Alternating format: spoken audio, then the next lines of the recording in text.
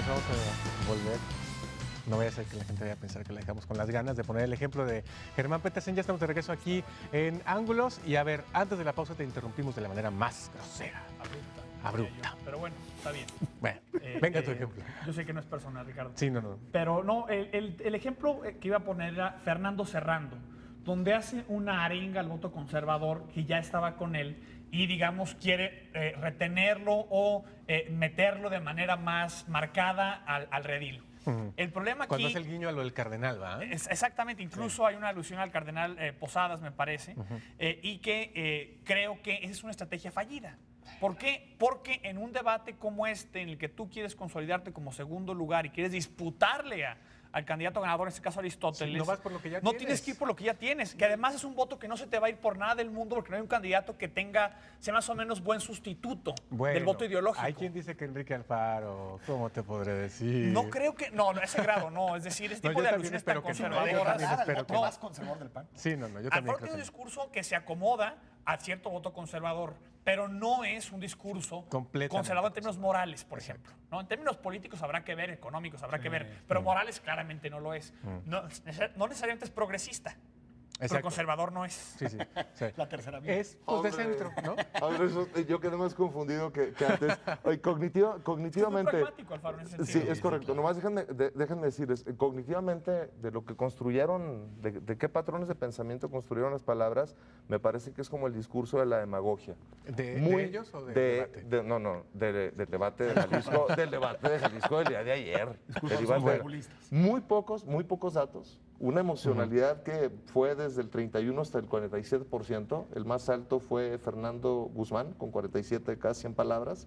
En racionales... 47 de cada 100 palabras emocionales. Son emocionales. ¿De Fernando Guzmán? De Fernando Guzmán, 46 de Fernando Garza, 43 de Enrique Alfaro, 31 de la maestra y 31 de Aristóteles. Digamos, hiperemocionales, poco racionales y propuestas sobre todo estratégicas y objetivos, de manera que ese es como empieza a tomar forma el discurso de la demagogia, ¿no?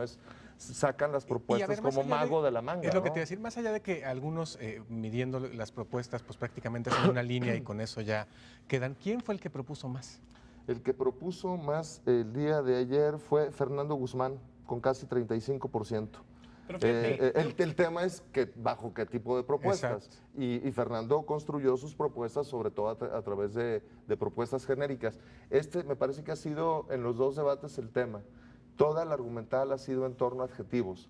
México tiene que mejorar, salud para todos, salud plena, una nueva distribución del campo, pero no hablan de datos, no hacen argumentales. Te comentaba, sí, hablan de opinionales. Es decir, se sacan propuestas de racionales que no son soportadas en datos y dejan esa sensación de que no hay hilo conductor entre sus ideas y lo que ocurriría en la realidad. No me parece que hayan hecho nuevamente un debate para el jalisciense de 26 a 28 años con segundo y tercero de secundaria. que la emocionalidad ahí creo que no se equivaldría estrictamente a demagogia. Es decir, la emocionalidad supone, y aquí ahí Fernando quedó en primer lugar en emocionalidad según su medición, pero la demagogia que supone esta actitud de guiar al pueblo, de guiar al demos, creo que quien se lleva por mucho las palmas es Aristóteles. A mí me parece muchísimo más marcada que incluso en Alfaro, que también cae en eso.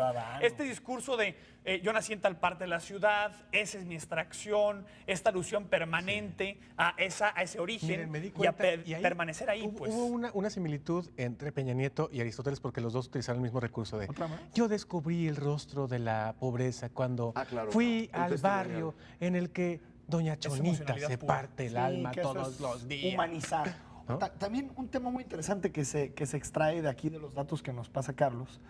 47 palabras de 100 son emocionales en Fernando Guzmán. Yo creo que es el mismo error que ha cometido desde que inició su campaña.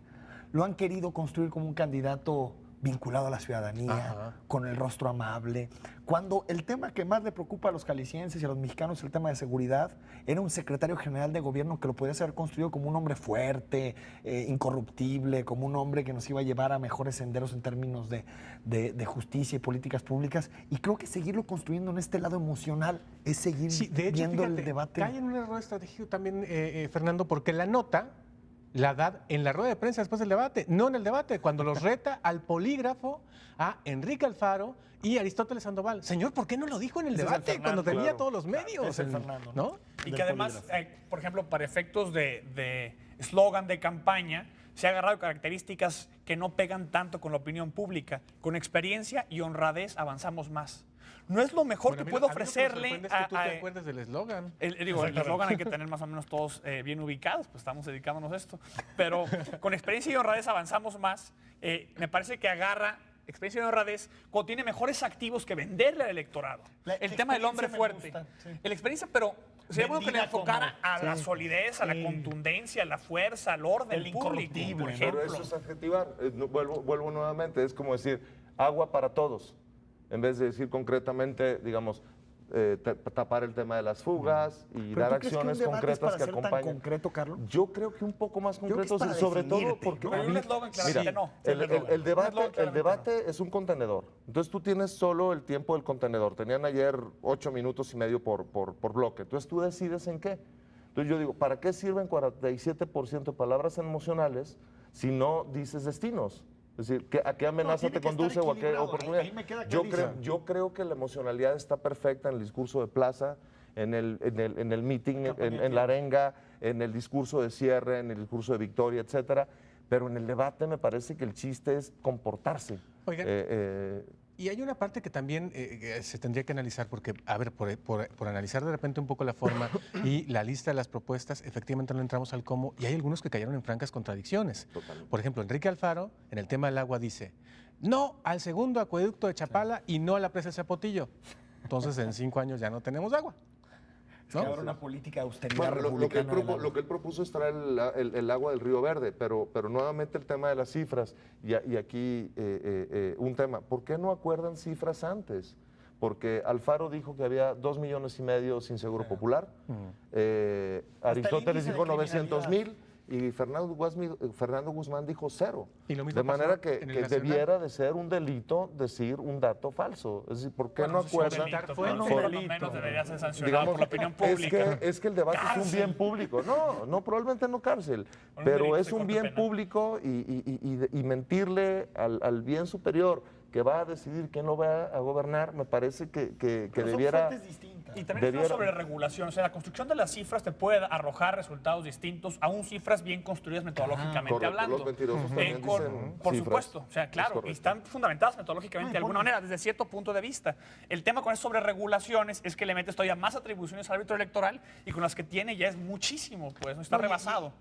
Solo en términos de seguridad pública hay 2 indicadores que todos utilizamos, ¿no? El Consejo Nacional de Seguridad Pública y el forense. Y las 2 se contradicen permanentemente, ¿no? Y las 2 son válidas metodológicamente. Porque metodológicamente uno es de los cuerpos que llegan y el otro es, digamos, de los procesos y de las tendencias que va viendo el Consejo Nacional, ¿no? Que es mucho más prospectiva.